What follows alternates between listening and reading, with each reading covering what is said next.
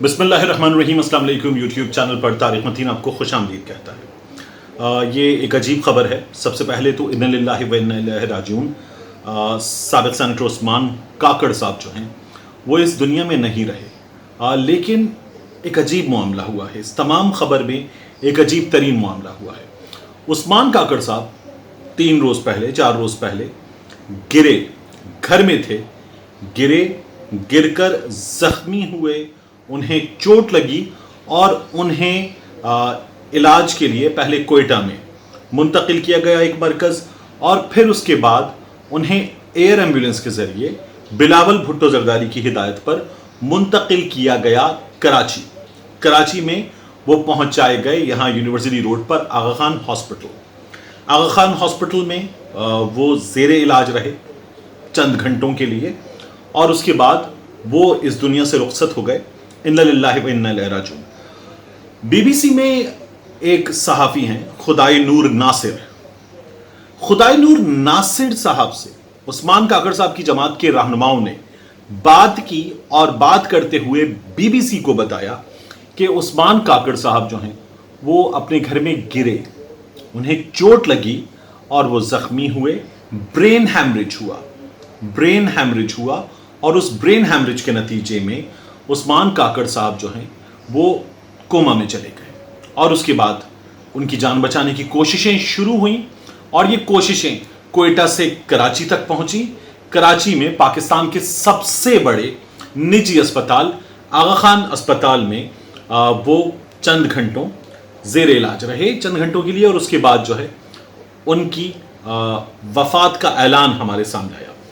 जब उस्मान काकड़ साहब बीमार थे तो उस्मान काकड़ साहब की बीमारी के मौके पर, यानी चोट लगने के बाद जान बचाने की कोशिश के दौरान, तमाम लोग उनकी सेहत की दुआ कर रहे थे। ये दुआ ऐवान में भी हुई, और ये दुआ जो है वो सोशल मीडिया पर भी की जा रही थी, और बड़े जोर शोर से की जा रही थी, की जानी चाहिए। हर इंसानी जान कीमती है। तो उस्मान काकड़ साहब के लिए सियासी रहनुमा दुआ कर रहे थे, उस्मान काकड़ साहब के लिए सहाफ़ी खास तौर पर दुआ कर रहे थे। मेरे बड़े अच्छे दोस्त हैं आसिम अली राना साहब, ये वॉइस ऑफ अमेरिका के साथ काम करते हैं। तो आसिम अली राना साहब ने भी अपनी यादें शेयर की, और आसिम अली राना साहब ने अपनी यादें शेयर करते हुए ये बताया कि वो जब भी उस्मान काकड़ साहब को किसी मामले पर फ़ोन करते थे, उनकी राय लेना चाहते थे, तो वो जो है उन्हें काकड़ साहब कहकर बुलाते थे, जो पश्तो बोलने वालों का अंदाज होता है, और वो जवाब में राना साहब कहते थे। और उन्होंने बताया कि ये जो है बड़ा ज़बरदस्त उनसे ताल्लुक़ था, और उन्होंने इजहार अफसोस किया। इस चीज़ को मैंने रीट्वीट किया। उस्मान काकड़ साहब के लिए तमाम सहाफ़ी, तमाम सियासी रहनुमा, दोस्त मुसलसल बात कर रहे थे, उनकी सेहत की दुआ कर रहे थे, और जब उस्मान काकड़ साहब की वफ़ात का ऐलान हो गया तो तमाम लोग उनके लिए दुआए मग़फ़िरत कर रहे थे। ये कह रहे थे कि उस्मान काकड़ साहब जमहूरियत की एक तवाना आवाज़ थे, मजलूम की आवाज़ थे, और उस्मान काकड़ साहब के जाने से जो खला पैदा हुआ है वो खला पुर नहीं हो सकेगा। मोहसिन दावड़ साहब, पीटीएम के मोहसिन दावड़ साहब जो हैं, उन्होंने इस सिलसिले में कौमी असम्बली में इजहार ख्याल किया, और मोहसिन दावड़ साहब ने इजहार ख्याल करते हुए 19 जून को पीटीएम के मोहसिन दावड़ साहब ने कहा कि उस्मान काकड़ साहब जो हैं वो चोट लगने के बायस इस वक्त जिंदगी और मौत की कशमकश में हैं, और उनके लिए उन्होंने दुआ की। आज बड़ा एक ऐसा इजलास था ऐवान का, जिसको खुद ऐवान में बैठने वालों ने, खासतौर पर हुकूमत पर अफसोस है कि हुकूमत ने अहमियत नहीं दी, जिसमें हुकूमत के गिनती के गालिबन सिंगल डिजिट में 10 से भी कम अरकान थे, अपोजिशन के 15-16 अरकान थे। उस ऐवान में मोहसिन दावड़ साहब ने जो है वो बात की, और मोहसिन दावड़ साहब ने बात करते हुए कहा कि उस्मान काकड़ साहब के साहबजादे का ये कहना है कि मुबैना तौर पर, मोहसिन दावड़ साहब ने मुबैना का लफ्ज़ इस्तेमाल किया, उस्मान काकड़ साहब पर हमला हुआ और वो कत्ल किए गए हैं।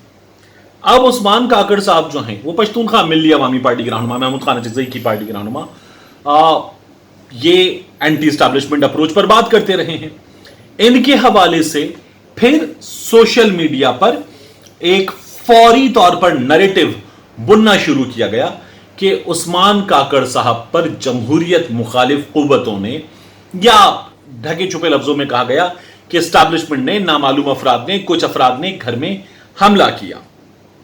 अब इस सिलसिले में 2 मौक़िफ़ सामने आ रहे हैं। ایک موقف یہ سامنے آ رہا ہے کہ عثمان کاکڑ صاحب جو ہیں وہ جس وقت یہ واقعہ پیش آیا گھر میں اکیلے تھے. ان کے بیٹے خوشحال خان کے حوالے سے بات آ رہی ہے کہ وہ گھر میں اکیلے تھے. ایک یہ موقف سامنے آ رہا ہے کہ گھر میں قریبی لوگ موجود تھے. بہرحال ان کے بیٹے نے یہ کہا ہے کہ عثمان کاکڑ صاحب کو دھمکیاں مل رہی تھیں. انہیں یہ کہا جا رہا تھا کہ اگر وہ جمہوریت کے لیے اپنی آواز بلند کرنا بند نہیں کریں گے تو ان کی آواز ہمیشہ کے لیے دبا دی جائے گی. میں چاہوں گا پہلے آپ سنیں کہ محسن داوڑ صاحب نے پہلے یہ کہا کہ عثمان کاکڑ صاحب جو ہیں وہ چوٹ لگنے سے زخمی ہوئے تھے 19 جون کو. ساتھ ہمارے اس دھرتی کے بہت ہی توانا آواز پشتون قوم پرست سیاست کا بہت بڑا نام عثمان کاکڑ صاحب بیمار ہے, ان کو شدید چوٹ لگی ہے, ان کی صحت کے لیے بھی ہم دعاگو ہیں.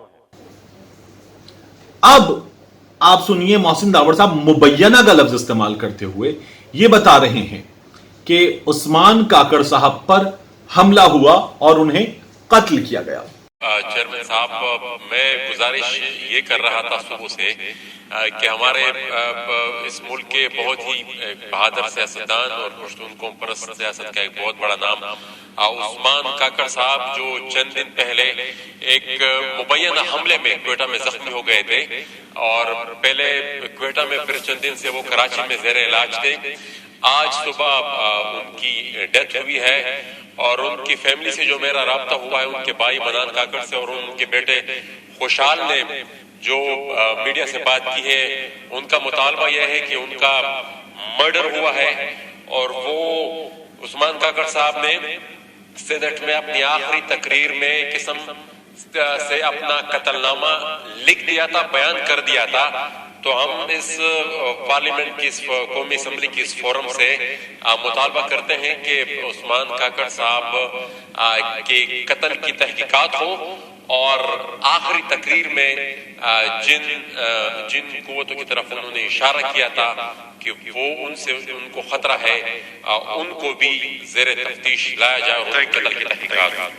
جی, عثمان کاکڑ صاحب کے صاحبزادے جو یہ کہہ رہے ہیں کہ ان کے والد کو قتل کیا گیا ہے, ان کی بھی بات سن لیجیے. ان کو قتل کر دیا گیا ہے, یہ اس میں کوئی شک ہے ہی نہیں کہ ان کو قتل کر دیا گیا. بہت چالاکی سے بہت بزدلانہ طریقے سے ان کو قتل کیا گیا.